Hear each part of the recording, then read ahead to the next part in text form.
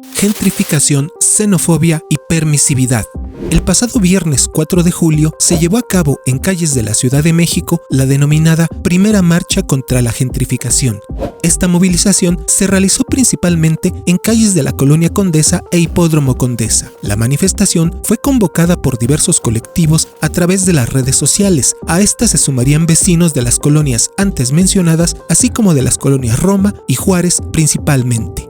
La protesta buscaba visibilizar la gradual transformación social y económica que diversas zonas de la Ciudad de México han experimentado a raíz de la presencia masiva de extranjeros residentes en estas colonias. La denuncia principal se orientó hacia el encarecimiento de la vivienda y de los servicios en estas zonas.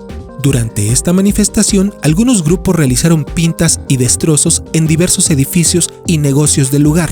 Más allá de los destrozos materiales, en esta manifestación fueron expresadas consignas de naturaleza claramente xenófoba. ¿Cómo podemos entender este fenómeno? Contrariamente a lo que pudiera pensarse, la migración masiva de extranjeros hacia México no es un hecho inédito en la historia de nuestro país. Por el contrario, esta resulta ser un fenómeno relativamente recurrente desde mediados del siglo XIX. Será a partir de la década de 1860 que nuestro país experimentará la afluencia masiva de extranjeros con la intención de fundar comunidades o colonias al interior del territorio nacional. Franceses en Jalisco, Guanajuato y Michoacán, ingleses e irlandeses en Hidalgo, chinos y filipinos en Baja California, estadounidenses, alemanes, holandeses, canadienses y españoles en Chihuahua y Coahuila. Así pues, la presencia masiva de extranjeros en nuestro país no es nada nuevo. ¿Qué ha cambiado entonces? Al día de hoy, México se sitúa como uno de los países con mayor recepción migratoria de América, con cerca de 1.700.000 migrantes documentados en nuestro país. En contraparte, la cifra de migrantes sin documentos resulta ser desconocida.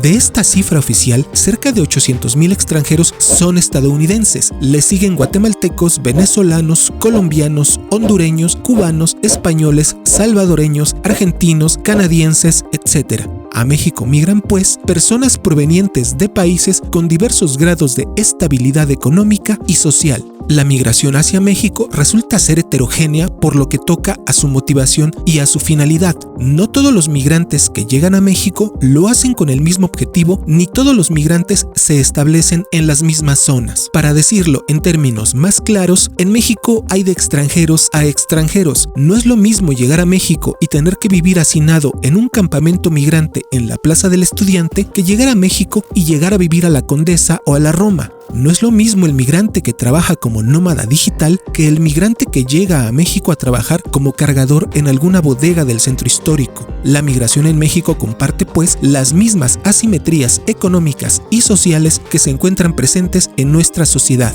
Resulta falso establecer que la gentrificación afecta por igual a las zonas populares de la ciudad. Si bien existe una presencia cada vez mayor de migrantes en colonias populares, esta no se ha traducido hasta el momento en un desplazamiento radical de los pobladores originarios. Migrantes haitianos, cubanos, venezolanos, guatemaltecos, colombianos, etc. han llegado a establecerse a zonas populares como Vallejo, Tepito, Nezahualcóyotl, la colonia Moctezuma, el Peñón de los Baños, Iztapalapa, Iztapaluca, etc. La gentrificación, pues, tal y como fue denunciada en la manifestación del 4 de julio, afecta fundamentalmente a los sectores sociales pertenecientes a la clase media alta de la Ciudad de México. Desde la década de los años 50, el régimen postrevolucionario priista fue estableciendo gradualmente el perfil social de las zonas residenciales de la Ciudad de México. La clase media y la alta burguesía fueron concentradas al sur y al poniente, en zonas aledañas al bosque de Chapultepec.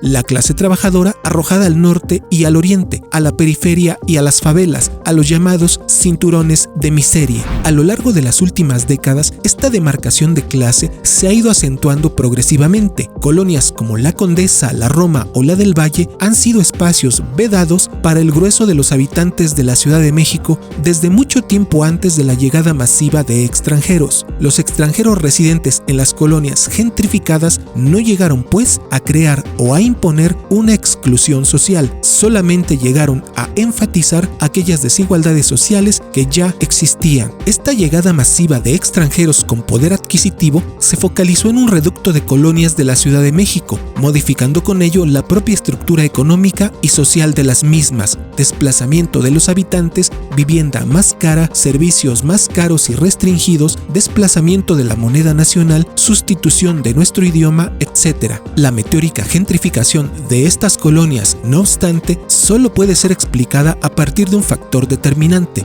la colusión y permisividad de la autoridad tanto a nivel local como de las alcaldías. La autoridad ha sido partícipe activa en el fortalecimiento de la gentrificación, especulación inmobiliaria, modificabilidad del uso de suelo, cobro excesivo de servicios, otorgamiento de permisos, construcciones irregulares, invasión del espacio público, encarecimiento astronómico de la renta, etcétera, etcétera. La autoridad ha sido permisiva al tolerar e incluso impulsar todas estas irregularidades. La gentrificación no es un problema derivado de la etnia o nacionalidad de los residentes de estas colonias, sino de la permisividad y corrupción de la autoridad. El fondo del problema no es un problema étnico o de nacionalidad, sino un problema económico y político. La solución a este problema no reside en el rechazo xenófobo a los foráneos, sino en la estricta regulación del uso de suelo y de las actividades económicas al interior de estas colonias. Las legítimas protestas contra la gentrificación no deberían dirigirse hacia los extranjeros, sino hacia la autoridad omisa y negligente que a lo largo de los últimos 10 años ha permitido el fortalecimiento de este fenómeno socioeconómico. Resulta profundamente preocupante